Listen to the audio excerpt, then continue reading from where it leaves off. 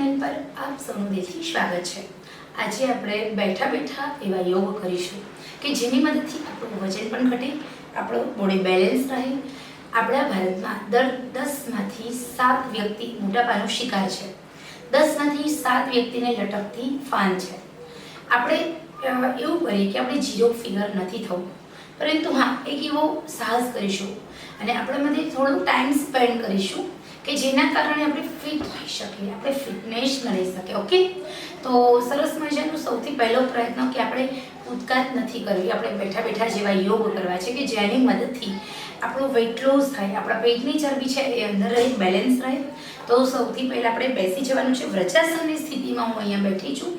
વ્રજાસનની સ્થિતિ એટલે આપણું જે પગનો ભાગ હોય એ બંને પાછળની સાઈડ અને આપણા આખા શરીરનું વજન છે તે આપણા પગની પાછળની પાની ઉપર આવવું જોઈએ, જે પગનો પંજો હોય એના ઉપર આવવું જોઈએ।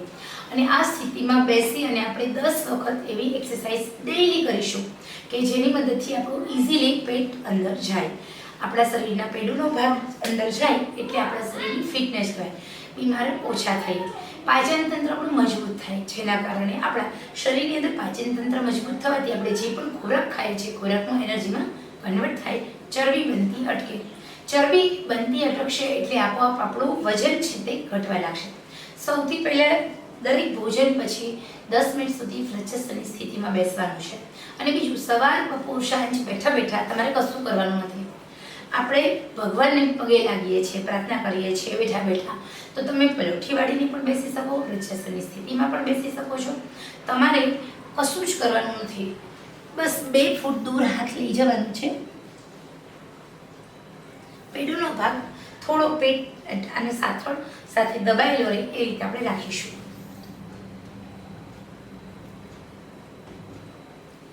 10 વખત કરવાનું છે। 30 સેકન્ડ સુધી આપણે સ્ટેબલ રહીશું, જેના કારણે આપણા જે સ્નાયુ છે એનું દબાણ થાય અને આપણા જે સ્નાયુ છે એ પોતાની મૂળ સ્થિતિમાં આવે, જે પેટના ઢીલા થઈ ગયેલા સ્નાયુ છે ધીરે ધીરે આપણો પેટનો ભાગ ઓછો થાય। તો આ તમે માત્ર ને માત્ર 10 જ વખત કરો।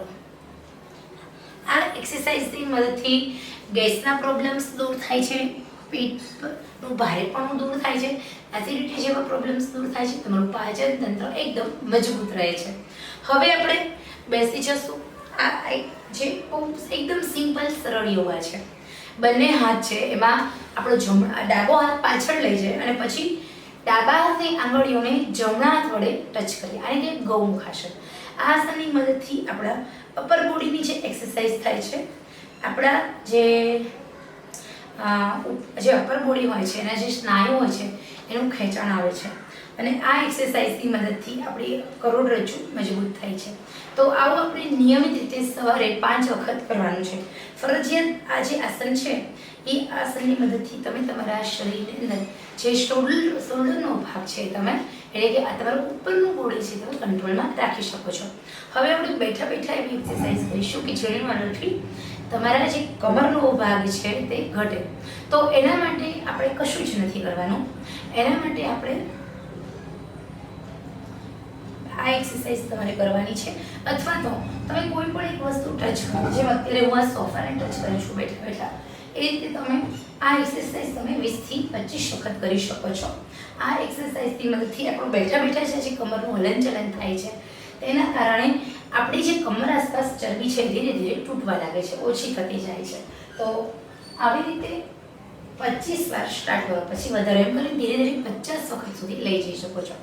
તો આટલું બેઠા બેઠા જો તમે કરશો ને તો પણ તમારા શરીરની અપર બોડી છે કમરથી લઈને ઉપરના ભાગ સુધી તમારા જે વજન વધવાનો પ્રોબ્લેમ છે એમાંથી દૂર લઈ શકો છો।